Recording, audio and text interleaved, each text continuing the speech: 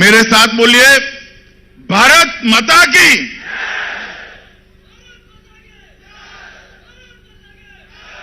अरे भाई, ऐसी आवाज नहीं चलेगी। मोदी जी बंगाल में है, बंगाल तक आवाज जानी चाहिए। இந்த குரல் பத்தாது. மேற்கு வங்காளத்திலே பிரதமர் நரேந்திர மோடி இருக்கிறார். அவருடைய காதுகளுக்கு இந்த செய்தி எட்ட வேண்டும். பாரத் மாதா की जय என்ற கோஷம். मेरे साथ दोनों हाथ उठाइए, கைகளை உயர்த்தி சொல்லுங்கள்.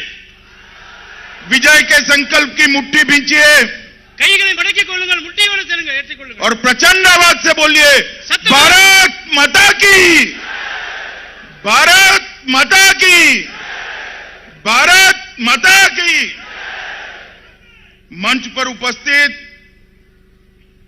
हमारे बीजेपी के प्रत्याशी श्री नयना नागेंद्रन जी आगे आइए।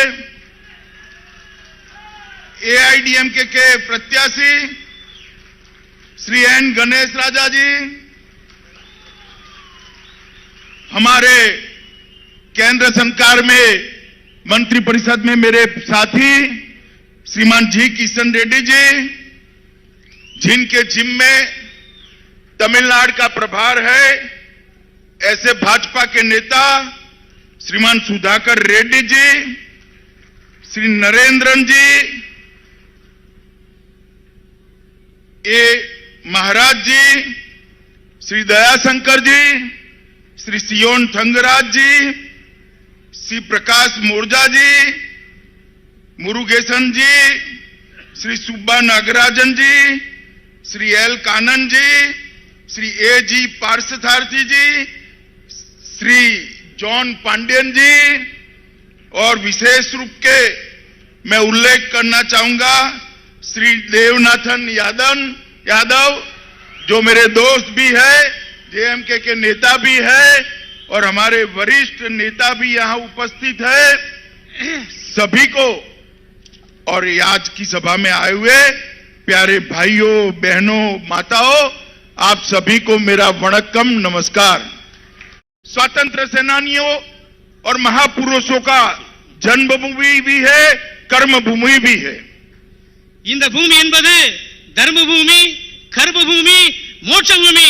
அப்படிப்பட்ட பூமிக்கு நான் வந்ததில் பெருமை அடைகின்றேன். मथुरा लिंगम थेवर और महाकवि सुब्रमण्यम भारती की भी यही भूमि है। பொன்முத்துராமன் தேவருடைய பூமி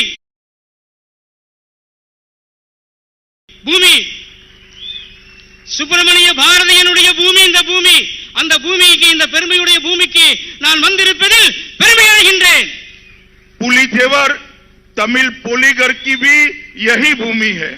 முதல் சுதந்திர போராட்ட வீரன் பூலித்தேவன் பிறந்த பூமி இந்த பூமிக்கு வந்து நான் பெருமை அடைகின்றேன். वीओ चिदंबरम पिल्लाई की भी यही भूमि है, जो पुलिथेवर की सेना में कमांडर इन चीफ थे।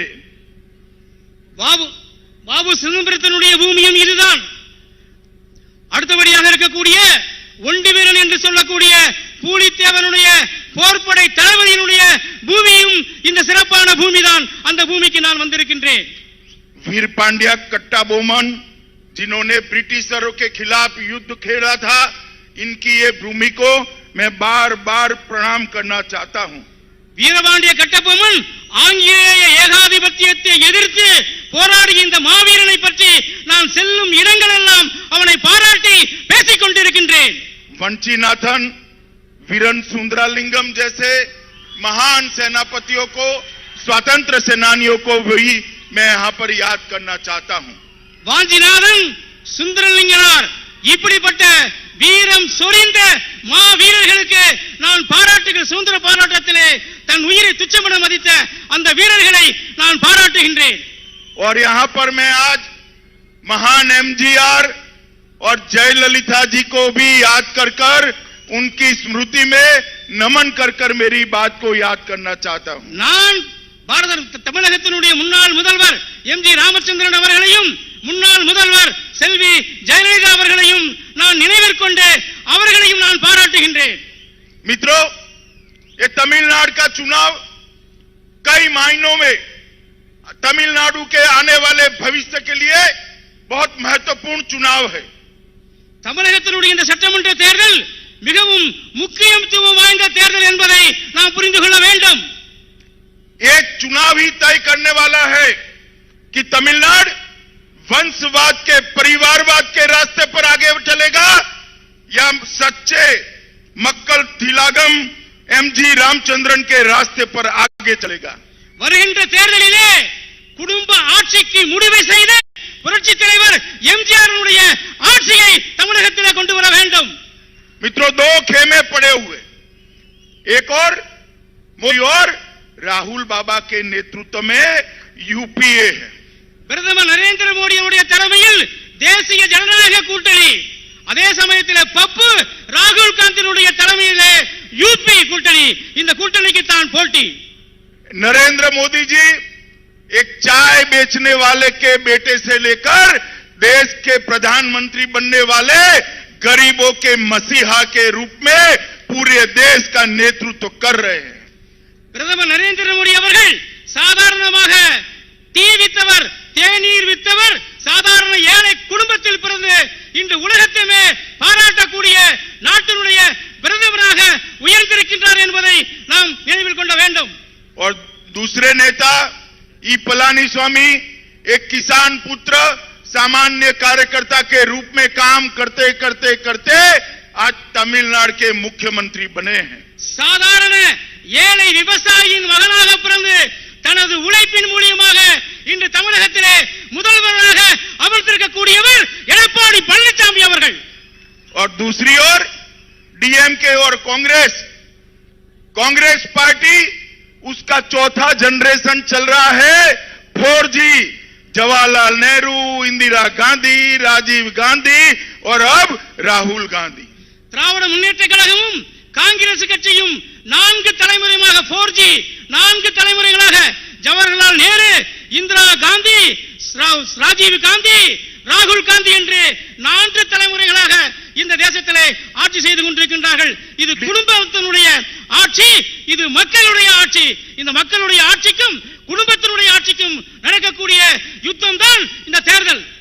और दूसरी ओर ये डीएमके पार्टी, ये 3G पार्टी है, तीसरा जनरेशन है.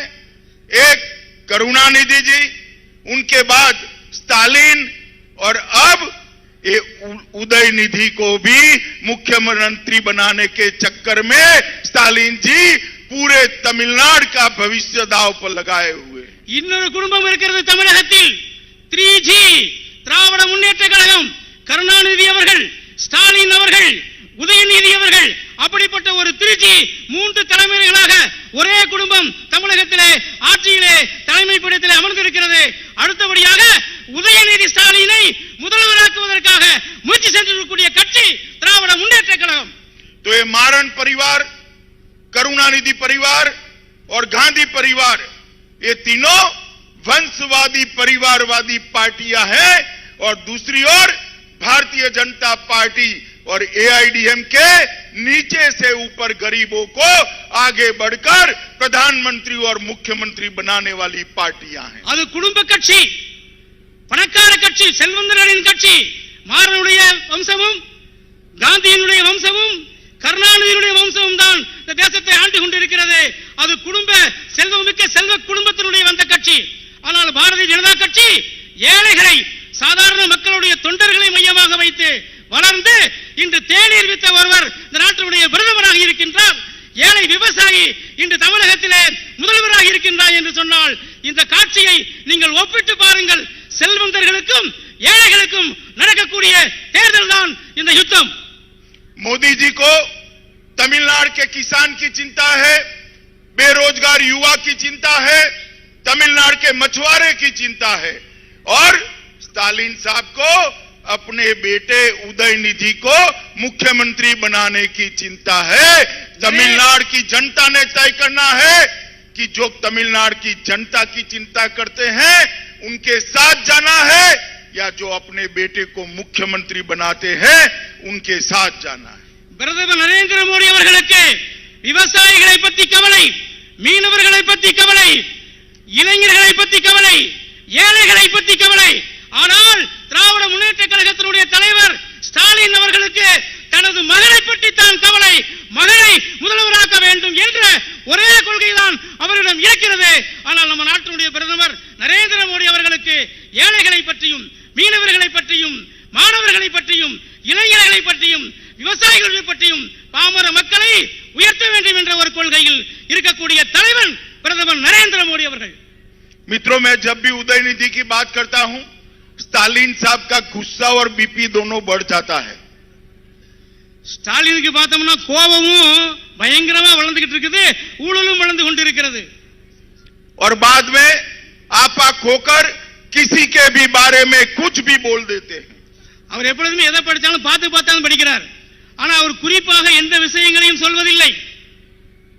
मित्रों, अभी अभी श्रीमान अरुण जेटली, सुषमा स्वराज, जो अब इस दुनिया में नहीं रहे, उन पर टिप्पणियां करते हैं. अरे स्टालिन जी, जो दुनिया में नहीं रहते उसके बारे में कभी टिप्पणी नहीं करते. ये तमिलनाडु का संस्कृति है, शायद आप भूल गए. ஸ்டாலின் அவர்களே, தமிழகத்தினுடைய மிகச்சிறந்த ஒரு தன்மை என்று சொன்னால் இறந்தவர்களை நிந்திப்பது அது தமிழனுடைய மரபு அல்ல. ஆனால் ஸ்டாலின் அவர்கள் இறந்த அருண் ஜேட்லியை பற்றியும் நமது முன்னாள் மறைந்த பாதுகாப்புடைய வெளியுறவுத்துறை அமைச்சர்களையும் இறந்தவர்களை நிந்தனை செய்யக்கூடியவராக ஸ்டாலின் அவர்கள் இருக்கின்றார்கள். पहले डीएमके नेताओं ने तमिलनाडु के महान पुत्र कामराज जी के लिए भी अभद्र टिप्पणियां करी है. இதர திராவிட முன்னேற்ற கழகத்தைச் சேர்ந்த தலைவர்கள் கர்ம வீரர் கல்விக்கு கண்டந்த கர்ம வீரர் காமராஜர் அவர்களையும் இழுமையாக பேசுவதை வாடிக்கையாக கொண்டுள்ளார்கள். அதே போல இறந்த ஒரு பெண்மணி சுஷ்மா சுவராஜ் அவர்களையும் இறந்தவர்களை நிந்திக்கக்கூடிய கலாச்சாரமற்ற ஒரு கொள்கையுடைய கட்சி திராவிட முன்னேற்ற கழகம்.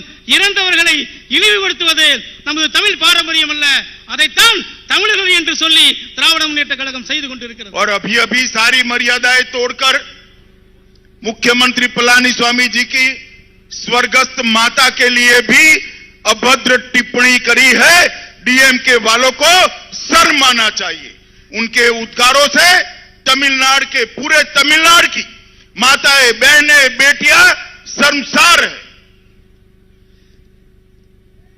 திராவிட முன்னேற்ற கழகத்தினுடைய தலைவர் இறந்த ஒரு பெண்மணி தமிழகத்தினுடைய முதல்வர் எடப்பாடி பழனிசாமி அவர்களுடைய ஒரு தாயாரை கேவலப்படுத்தி பேசுகின்ற அளவுக்கு அந்த கட்சிகள் சென்று கொண்டிருக்கிற நிலையை நீங்கள் பாருங்கள்.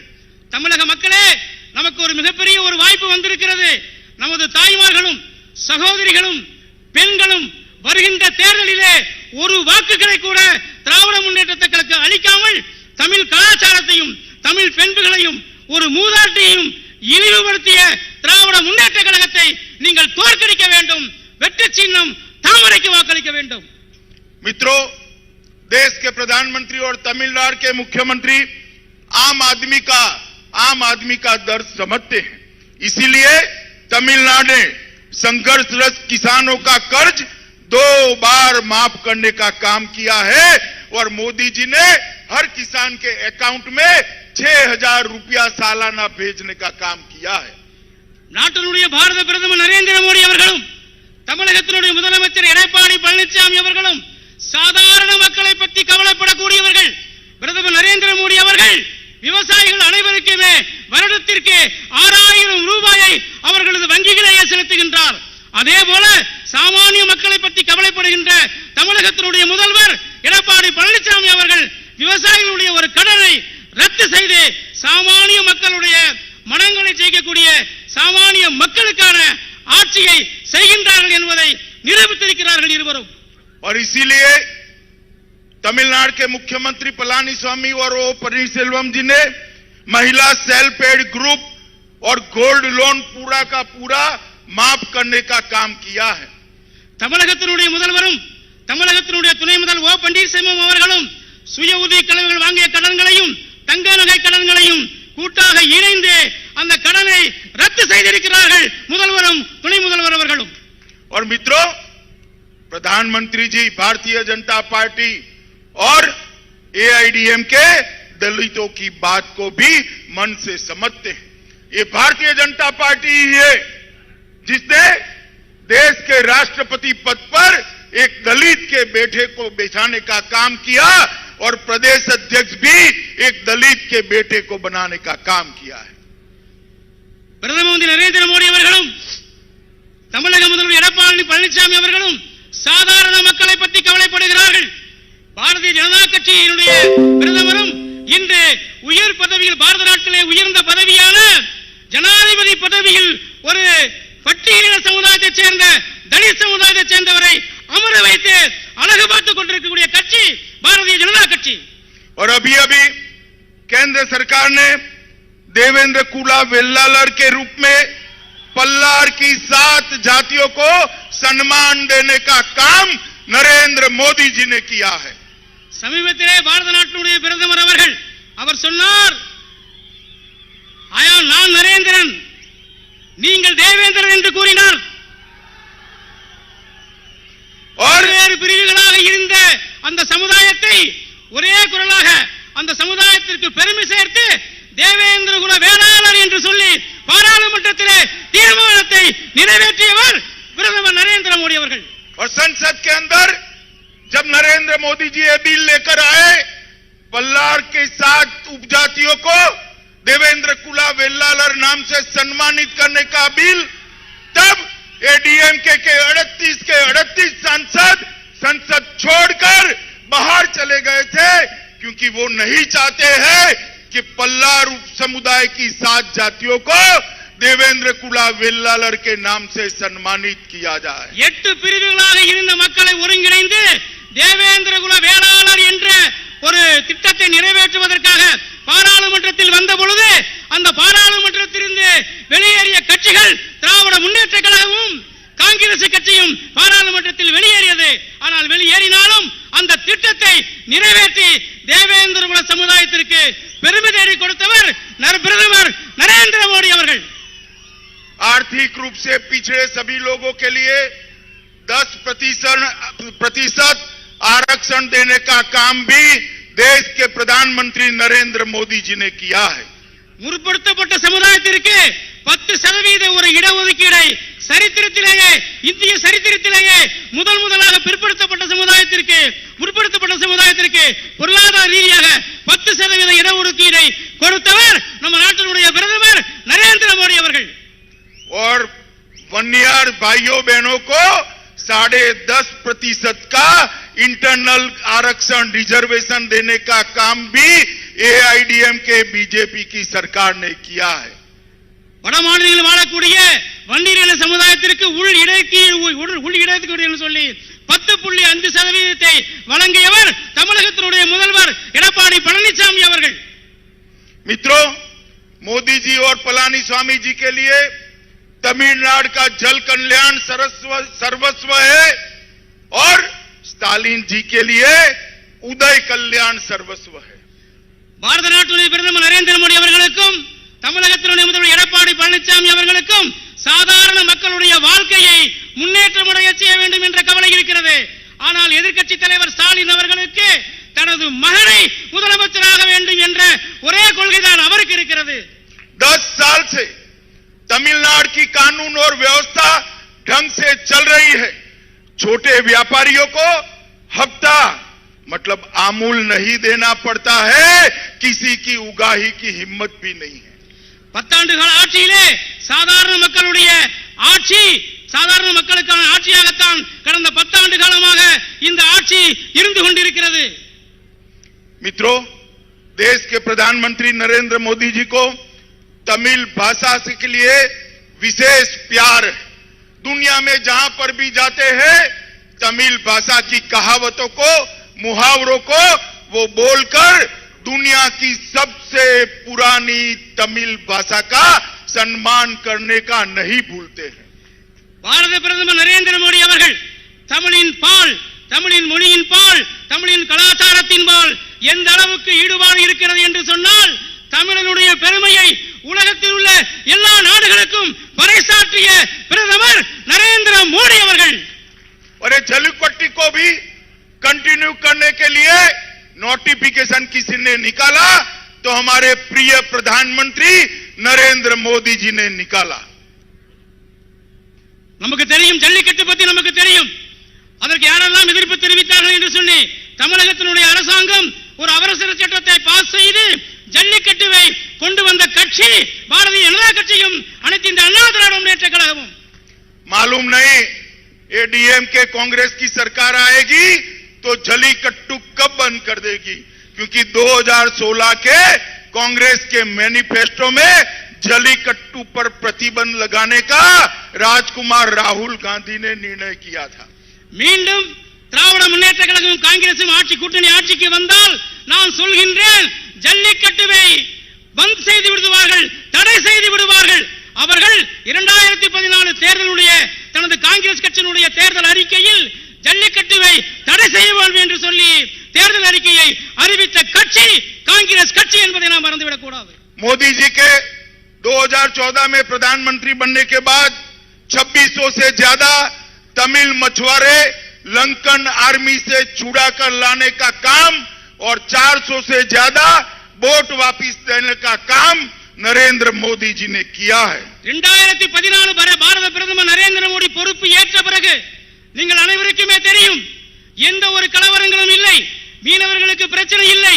மீனவர்கள் அந்த காங்கிரசுக்கு ஆட்சியிலே இழந்த அத்தனை படகுகளையும் ஒன்றொன்றாக மீட்டெடுத்த பிரதமர் நமது நரேந்திர மோடி என்பதை நாம் புரிந்து கொள்ள வேண்டும்.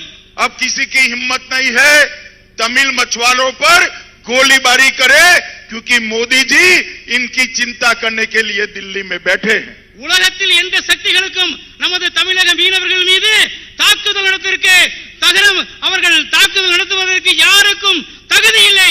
ஏனென்றால் அதிகார கட்டளிலே அமர்ந்திருக்கக்கூடியவர் பாரத பிரதமர் நரேந்திர மோடி. मोदी जी जब लंका गए, भारत के पहले प्रधानमंत्री थे जो आहत तमिल भाइयों बहनों जो जाफना में रहते हैं वहां गए, उनके घर बनवाए, तमिल मंदिरों को भी फिर से बनाने का काम नरेंद्र मोदी सरकार ने किया. இலங்கையில் வாழக்கூடிய வீடு இருந்த தமிழர்களுக்கெல்லாம் அங்கு வாழ்வாதாரமாக இருக்கக்கூடிய லட்சக்கணக்கான தமிழர்களுக்கு வீடுகளை கட்டி கொடுத்த பிரதமர் இலங்கையில் நரேந்திர மோடி அவர்கள். मित्रों, हमारे मुख्यमंत्री पलानीस्वामी और उप मुख्यमंत्री पन्नीरसेल्वम जी ने सबसे अच्छा कोरोना के खिलाफ लड़ाई देश में सबसे अच्छा कहीं लड़ा गया तो मेरे तमिलनाडु के अंदर लड़ा गया है. मैं दोनों को बहुत बहुत बधाई देना चाहता हूं. தமிழகத்தினுடைய முதல்வரும் தமிழகத்தினுடைய துணை முதல்வரும் வேறு எந்த மாநிலத்திலும் இல்லாத அளவிற்கு கொரோனா காலகட்டத்திலே சிறப்பாக கவனம் கொடுத்து அதை சிறப்பாக வழிநடத்தி மக்களுடைய பிரச்சனைகளை தீர்த்த மாநிலம் தமிழகம் என்பதை நான் பெருமையாக சொல்கின்றேன். सभी घरों में 100 यूनिट तक की बिजली मुफ्त करी है. 11वीं और 12वीं कक्षा की बच्चियों को विद्यार्थियों को निःशुल्क लैपटॉप देने का काम किया है. தமிழகத்தினுடைய ஆட்சி இலவச மின்சாரம் 100 யூனிட்டுக்கு அனைவருக்கும் இலவச மின்சாரத்தை வழங்கிய ஆட்சி இந்த ஆட்சி. படிக்கும் மாணவர்கள் அனைவருக்கும் லேப்டாப் வழங்கிய ஆட்சி தமிழகத்தினுடைய எடப்பாடி ஆட்சி என்பதை நாம் நினைவில் கொள்ள வேண்டும். और यही बजट में नरेंद्र मोदी जी ने तमिलनाडु के रोडों के लिए 1 लाख करोड़ रुपया का लागत से नेशनल हाईवे बनाने का काम किया है. தேசிய நெடுஞ்சாலைகள் அமைப்பதற்காக பாரத பிரதமர் நரேந்திர மோடி அவர்கள் தனது பட்ஜெட்டில் 1 லட்சம் கோடியை ஒதுக்கி இருக்கிறார் தமிழகத்திற்காக மட்டுமே. 63,000 करोड़ चेन्नई मेट्रो फेज 2 के लिए दिया है. 30,000 கோடி ரூபாய் அவர்களை சென்னை மெட்ரோ ரயிலுக்காக மத்திய அரசாங்கம் ஒதுக்கி இருக்கிறது. Defence industrial corridor Chennai, Coimbatore, Hosur, Salem और तिरुचिरापल्ली जिलों को कवर कर एक डिफेंस कॉरिडोर बनाने का काम किया है, जिससे लाखों तमिल युवाओं को रोजगारी मिलेगी. திருச்சி, ஓசூர், கோயம்புத்தூர், சென்னைகளை மையமாக வைத்து இதனுடைய பாதுகாப்பு துறைக்கான தளவாடங்களை உற்பத்தி செய்வதற்காக தொழிற்சாலைகளை அமைப்பதற்கு பாரத பிரதமர் நரேந்திர மோடி அவர்கள் முயற்சி செய்திருக்கிறார்கள். இதனுடைய அடிப்படையிலே லட்சக்கணக்கான இளைஞர்களுக்கு வேலை வாய்ப்பை பெருக்கி கொடுத்த ஆட்சி மத்தியில் இருக்கக்கூடிய நரேந்திர மோடியினுடைய ஆட்சி. राज्य में सागरमाला के तहत 2.25 लाख करोड़ की लागत से 107 योजनाएं नरेंद्र मोदी जी ने लगाने का काम किया है. சாகர் மாலா என்று சொல்லக்கூடிய நீர்வழி சாலைக்காக 2.25 லட்சம் கோடி ரூபாயை ஒதுக்கி 107 மத்திய மையங்கள் அமைக்கப்பட்டு நாம் மிகவும் குறைவாக எரிசக்திகளை குறைவாக பயன்படுத்தி இந்தியாவுடைய வளர்ச்சியை பெருக்குவதற்காக 2.25 லட்சம் கோடியை ஒதுக்கி 107 மையங்களை அமைத்த ஆட்சி பாரத பிரதமர் நரேந்திர மோடியுடைய தலைமையிலான ஆட்சி. मदुरई के अंदर एम्स की स्थापना की है. மதுரையில் ஆல் இந்தியா மெடிக்கல் இருக்கக்கூடிய எய்ம்ஸ் என்பதை நாட்டியவர் நம்ம நாட்டினுடைய பிரதமர் நரேந்திர மோடி அவர்கள். मित्रों, मैं इतना ही कहना चाहता हूं, तमिलनाडु के सर्वांगीण विकास के लिए भाजपा, एआईडीएमके और पीएमके की सरकार ही काम कर सकती है. कांग्रेस और डीएमके की भ्रष्टाचारी पार्टियां काम नहीं कर सकती. ஒட்டுமொத்த தமிழகத்தினுடைய முழுமையான வளர்ச்சிக்காக பாடுபடக்கூடிய கட்சிகள் அனைத்து இந்திய அண்ணா திராவிட முன்னேற்ற கழகமும் பாரதிய ஜனதா கட்சியும். ஆனால் குடும்பத்திற்காக மட்டுமே ஊழல்கள் செய்வதற்காகவே மட்டும் இருக்கக்கூடிய கட்சி திராவிட முன்னேற்ற கழகமும் காங்கிரஸ் கட்சியும். இதனுடைய வேறுபாடுகளை நீங்கள் சரியாக புரிந்து கொள்ள வேண்டும் என்று நான் கூறிக்கொள்கின்றேன். अंत में मैं आप सभी को इतनी ही अपील करना चाहता हूं कि भारतीय जनता पार्टी, एआईडीएमके और पीएमके के सभी प्रत्याशियों को, हमारे दोनों प्रत्याशियों को आप भारी बहुमत के साथ विजयी बनाइए और फिर एक बार एमजी रामचंद्रन जी की पार्टी को तमिलनाडु के अंदर भारी बहुमत से जिताइए, एनडीए की सरकार बनाइए और मोदी जी के हाथ मजबूत करिए. मेरे साथ बोलिए, भारत माता की, भारत माता की, भारत माता की. वंदे वंदे वंदे. வருகின்ற சட்டமன்ற தேர்தலிலே பாரதிய ஜனதா கட்சியும் அனைத்து இந்திய அண்ணா திராவிட முன்னேற்ற கழகமும் தமிழ் மாநில காங்கிரசும் பாட்டாளி மக்கள் கட்சிகளிலும் தேசிய ஜனநாயக கூட்டணி வேட்பாளர்களை தேர்ந்தெடுத்து வருகின்ற சட்டமன்ற தேர்தலிலே மீண்டும் அனைத்து இந்திய அண்ணா திராவிட முன்னேற்ற கழகத்தினுடைய ஆட்சியும் எம்ஜிஆர் உடைய ஆட்சியும் தமிழகத்தில் மலர செய்ய வேண்டும். அத்துணை வேட்பாளர்களையும் பெருவாரியான வாக்குகள் வித்தியாசத்தில் வெற்றி பெற செய்ய வேண்டும் என்று மீண்டும் தமிழகத்தில் எம்ஜிஆர் ஆட்சி அமைய வேண்டும் என்பதை நான் உங்கள் மத்தியில் கேட்டுக்கொள்கின்றேன். தமிழக சட்டமன்ற தேர்தலில் தேசிய ஜனநாயக கூட்டணி சார்பாக இங்கே வந்து பரப்புரை செய்த மாண்புமிகு உள்துறை அமைச்சர் மாண்புமிகு அமித்ஷாஜி அவர்களுக்கும் அனைவருக்கும் வருகை தந்த அனைவருக்கும் அனைத்து கட்சி கூட்டணி கட்சி அனைவருக்கும் எனது மனமார்ந்த நன்றியை தெரிவித்துக் கொண்டு மீண்டும் சந்திக்கிறேன். நன்றி, வணக்கம். மறவாதீர் தாமரை தாமரை இரட்டை இலை.